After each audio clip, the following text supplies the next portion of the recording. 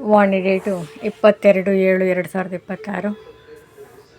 ಇಂದಿನ ಕನ್ನಡ ಜ್ಞಾನ ಮುರಳಿ.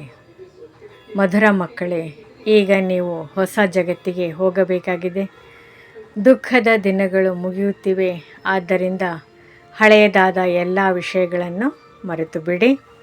ಓಂ ಶಾಂತಿ. ಬಾಬ್ದಾದ ಮಧುಬನ. ಪ್ರಶ್ನೆ: ಕರ್ಮಯೋಗಿಗಳಾದಾಗ ನೀವು ಯಾವ ಅಭ್ಯಾಸವನ್ನು ನಿರಂತರವಾಗಿ ಮಾಡಬೇಕು ಅಂತ ಪ್ರಶ್ನೆ. ಅದಕ್ಕೆ ಉತ್ತರ: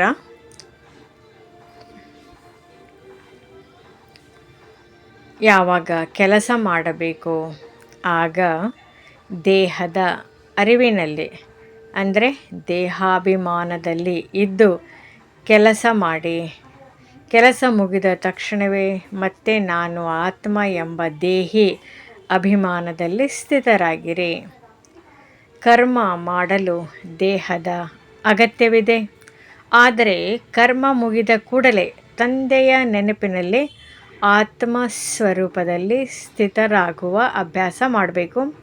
ಈ ವಿಶೇಷ ಅಭ್ಯಾಸವನ್ನು ಸಂಗಮಯುಗದ ಬ್ರಾಹ್ಮಣ ಮಕ್ಕಳಾದ ನೀವು ಮಾತ್ರ ಮಾಡಬಹುದು. ಓಂ ಶಾಂತಿ. ಮುರಳಿಯ ಸಾರಾಂಶ: ಈ ಜ್ಞಾನ ಗೀತೆ ಆತ್ಮಗಳನ್ನು ಎಚ್ಚರಗೊಳಿಸುವ ಗೀತೆ. ಈಗ ನಾವು ಆತ್ಮಗಳು ನಿದ್ರೆಯಿಂದ ಎಚ್ಚರಗೊಂಡಿದ್ದೇವೆ. ಭಕ್ತಿ ಮಾರ್ಗದ ಸಂಪೂರ್ಣ ರಹಸ್ಯವನ್ನು ತಿಳಿದುಕೊಂಡಿದ್ದೇವೆ. ತಂದೆ ನಮ್ಮ 84 ಜನ್ಮಗಳ ಕಥೆಯನ್ನು ತಿಳಿಸುತ್ತಾರೆ. ಇದು ಹೊಸ ಜಗತ್ತಿಗೆ ಸಿದ್ಧಗೊಳಿಸುವ ಹೊಸ ಜ್ಞಾನ. ತಂದೆ ಹೇಳುತ್ತಾರೆ, ಹಳೆಯದಾದ ಎಲ್ಲ ವಿಷಯಗಳನ್ನು ಮರೆತು ಹೊಸ ಜಗತ್ತಿನ ಕಡೆ ಗಮನ ಕೊಡಿ. ಸತ್ಯುಗದಲ್ಲಿ ವೇದ, ಶಾಸ್ತ್ರ, ಭಕ್ತಿ, ಪೂಜೆ ಯಾವುದೂ ಇರುವುದಿಲ್ಲ. ಅಲ್ಲಿ ಭಕ್ತಿಯ ಫಲ ಮಾತ್ರ ಸಿಗುತ್ತದೆ. ಹೆಚ್ಚು ಭಕ್ತಿ ಮಾಡಿದ ಆತ್ಮಗಳಿಗೆ ಈಗ ಹೆಚ್ಚು ಜ್ಞಾನ ದೊರೆಯುತ್ತದೆ. ಅವರು ಉನ್ನತ ಪದವಿಯನ್ನು ಪಡೆಯುತ್ತಾರೆ. ಈಗ ನಮ್ಮ ಪುರುಷಾರ್ಥ ಜ್ಞಾನ ಮತ್ತು ಯೋಗದಲ್ಲಿದೆ. ಕರ್ಮ ಮಾಡುತ್ತಾ ತಂದೆಯನ್ನು ನೆನಪಿಸಿಕೊಳ್ಳಬೇಕು, ಅಂದರೆ ಸ್ಮರಿಸಿಕೊಳ್ಳಬೇಕು. ಕೇವಲ ನಾನು ಆತ್ಮ ಎಂದು ತಿಳಿದರೆ ಸಾಕಾಗುವುದಿಲ್ಲ.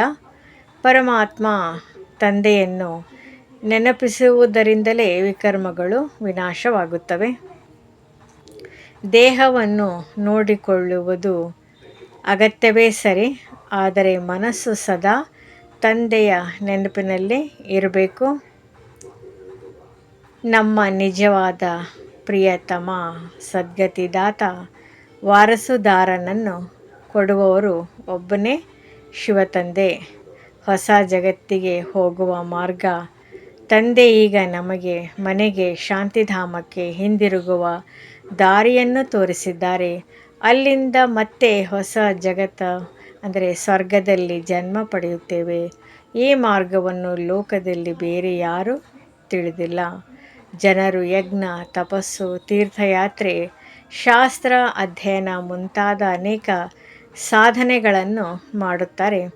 ಆದರೆ ಇವುಗಳಿಂದ ಸದ್ಗತಿ ಸಿಗುವುದಿಲ್ಲ. ಸದ್ಗತಿ ಸಿಗುವುದು ಶಿವತಂದೆಯ ಜ್ಞಾನ ಮತ್ತು ನೆನಪಿನ ಯೋಗದಿಂದ ಮಾತ್ರ. ಭಾರತವೇ ಹಿಂದೆ ಸ್ವರ್ಗವಾಗಿತ್ತು, ಸ್ವರ್ಣಮಯವಾಗಿತ್ತು. ಭಾರತವೇ ಒಮ್ಮೆ ಸ್ವರ್ಗವಾಗಿತ್ತು. ಆಗ ಆದಿ ಸನಾತನ ದೇವತಾ ಧರ್ಮ ಒಂದೇ ಇತ್ತು. ಅಲ್ಲಿ ಸಂಪೂರ್ಣ ಸುಖ, ಶಾಂತಿ, ಆರೋಗ್ಯ ಮತ್ತು ಐಶ್ವರ್ಯ ಇತ್ತು. ಇಂದಿನ ದುಃಖಮಯ ಜಗತ್ತಿನಲ್ಲಿ ಯಾರಿಗಾದರೂ ಹಣ ಇದ್ದರೆ ಆರೋಗ್ಯ ಇರುವುದಿಲ್ಲ, ಆರೋಗ್ಯ ಇದ್ದರೆ ಹಣ ಇರುವುದಿಲ್ಲ.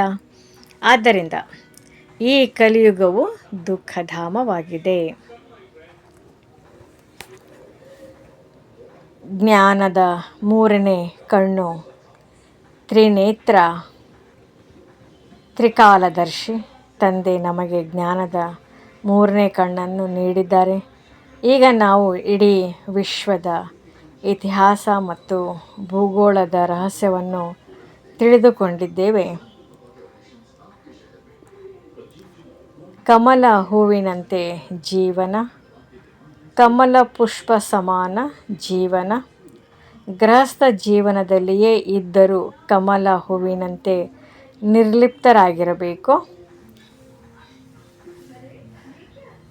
ಕೆಲಸ ಮಾಡಬೇಕು, ಕರ್ಮ ಮಾಡಬೇಕು, ಕುಟುಂಬದ ಜವಾಬ್ದಾರಿ ನಿಭಾಯಿಸಬೇಕು, ಕರ್ತವ್ಯ ಮಾಡಲೇಬೇಕು. ಆದರೆ ಮನಸ್ಸು ಸದಾ ಶಿವ ತಂದೆಯ ನೆನಪಿನಲ್ಲಿ ಇರಬೇಕು. ಸ್ವದರ್ಶನ ಚಕ್ರಧಾರಿ ಆಗಿರಿ. ಸ್ವಯಂನ ದರ್ಶನ, ನಾವು ಸ್ವದರ್ಶನ ಚಕ್ರಧಾರಿಗಳು ಆಗಬೇಕು.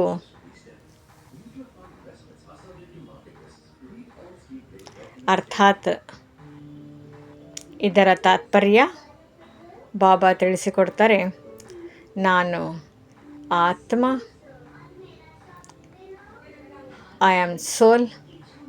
ನಾನು ಎಲ್ಲಿಂದ ಬಂದೆ?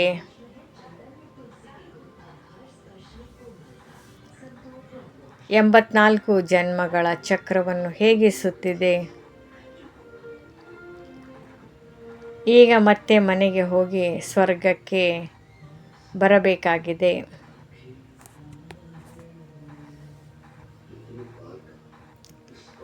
ಈ ಸ್ಮೃತಿಯಲ್ಲಿರುವುದೇ ಸ್ವದರ್ಶನ ಚಕ್ರಧಾರಿ ಸ್ಥಿತಿ.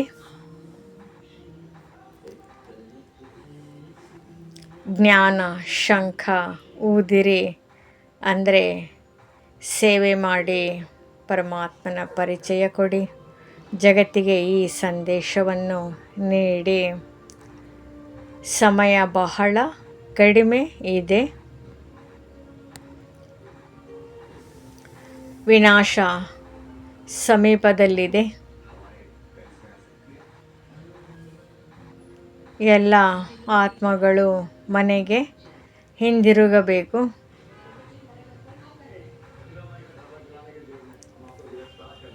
ಶಿವ ತಂದೆಯನ್ನು ನೆನಪಿಸಿಕೊಂಡ್ರೆ ಮಾತ್ರ ಸದ್ಗತಿ ಸಿಗುತ್ತದೆ. ಶಾಂತಿಧಾಮ ಮತ್ತು ಸುಖಧಾಮ. ಶಾಂತಿಧಾಮ ಆತ್ಮಗಳ ನಿಜವಾದ ಮನೆ, ನಿವಾಸ ಸ್ಥಾನ. ಸುಖಧಾಮ ಸತ್ಯುಗದ ಸ್ವರ್ಗ, ಪ್ಯಾರಡೈಸ್. ದುಃಖಧಾಮ ಇಂದಿನ ಕಲಿಯುಗ.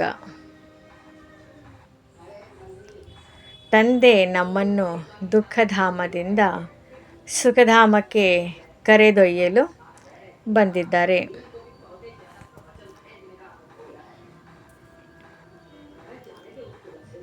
ಈಗಿನ ಪುರುಷಾರ್ಥ ತೀವ್ರ ಪುರುಷಾರ್ಥ. ತಂದೆಯ ನೆನಪಿನಲ್ಲಿ ಇರಿ. ನಿಮ್ಮನ್ನು ಆತ್ಮ ಎಂದು ತಿಳಿದುಕೊಳ್ಳಿ. ಯೋಗ ಬಲದಿಂದ ವಿಕರ್ಮಗಳನ್ನು ನಾಶ ಮಾಡಿ ಸ್ವರ್ಗದ ರಾಜ್ಯಭಾಗ್ಯದ ಅಧಿಕಾರಿಗಳಾಗಿ. ಓಂ ಶಾಂತಿ. ಓಂ ನಮಃ ಶಿವಾಯ. ನಮ್ಮ ಚಾನೆಲ್ ವಿಡಿಯೋಗಳ ಹೆಚ್ಚಿನ ಮಾಹಿತಿಗಾಗಿ ಸಬ್ಸ್ಕ್ರೈಬ್ ಬಟನ್ಗೆ ಕ್ಲಿಕ್ ಮಾಡಿ ನಮ್ಮ ಚಾನೆಲ್ಗೆ ಸಬ್ಸ್ಕ್ರೈಬ್ ಮಾಡಿ. ಈ ವಿಡಿಯೋ ಇಷ್ಟವಾದಲ್ಲಿ ಲೈಕ್ ಮಾಡಿ, ಶೇರ್ ಮಾಡಿ ಹಾಗೂ ಕಮೆಂಟ್ ಮಾಡಿ. ಈ ವಿಡಿಯೋ ಇಷ್ಟವಾದಲ್ಲಿ ಹೆಚ್ಚಿನ ವಿಡಿಯೋಗಳ ಮಾಹಿತಿಗಾಗಿ ನಮ್ಮ ಚಾನೆಲ್ಗೆ ಸಬ್ಸ್ಕ್ರೈಬ್ ಮಾಡಿ. ತಮಗೆ ವಿಡಿಯೋ ನೋಟಿಫಿಕೇಷನ್ ಸಿಗ್ತಾ ಇರುವುದು.